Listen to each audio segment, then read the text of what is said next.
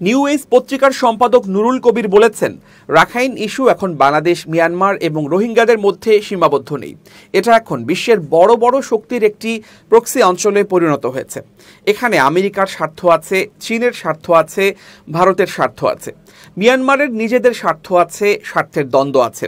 আমি অধ্যাপক ডক্টর ইউনুস, খলিলুর রহমান বা আদিলুর রহমানের দেশপ্রেমকে ন্যূনতম প্রশ্ন না করে বলতে চাই, তারা এটা বুঝতে ভুল করেছেন যে তারা সমস্ত সততা এবং দেশপ্রেম দিয়ে হলেও এই সমস্যা একা একা সমাধান করতে পারবেন না। সম্প্রতি একটি বেসরকারি টেলিভিশনে টকশো অনুষ্ঠানে তিনি এসব কথা বলেন। তিনি বলেন, এখানে সবার অংশীদারিত্ব রয়েছে। আপনি বিদেশিদের সঙ্গে জাতীয় নিরাপত্তার কথা বলবেন বা এটা মাথায় রেখে বিদেশিদের সঙ্গে কথা বলবেন, আপনার ন্যাশনাল আর্মির নেতৃত্বের সঙ্গে কথা বলবেন না।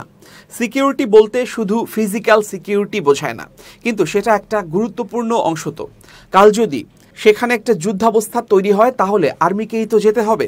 তাহলে তার যে নেতৃত্ব, 2-3-4 জন জেনারেলের সঙ্গে কনফিডেন্স আলাপটা তো করতে হবে। কিংবা এখানে যাদের বিশেষজ্ঞতা রয়েছে, রিজিওনাল পলিটিক্স নিয়ে যারা কাজ করেন, ভূরাজনীতি নিয়ে যারা কাজ করেন, তাদের সাথে আপনার কথা বলতে হবে না?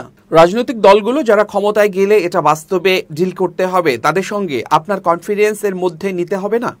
নুরুল কবির বলেন, সরকার বলতে বিশেষত ডক্টর ইউনুস, বাকিদের তো তিনি এখান থেকে ওখান থেকে নিয়েছেন, যারা সমাজের একটা নির্দিষ্ট সোসাইটির লোক, যাদের মধ্যে ডাইভার্সিটি নেই। পেশার ক্ষেত্রে ডাইভার্সিটি হলেও ক্লাসের ক্ষেত্রে কোনো ডাইভার্সিটি নাই। যেমন এনজিওদের একাংশ, এদের কাজ হলো বিরাজনীতিকরণের একটা উপাদান যুক্ত করা। তারা মনে করে রাজনৈতিক প্রক্রিয়ার চাইতে এনজিওর প্রক্রিয়ার মধ্যে সমাজ এবং দেশের মঙ্গল হতে পারে। তাদের এই ভাবনা 100% ভুল। নুরুল কবির বলেন, সরকারে যাদের নেওয়া হয়েছে তারা অধিকাংশই জনবিচ্ছিন্ন।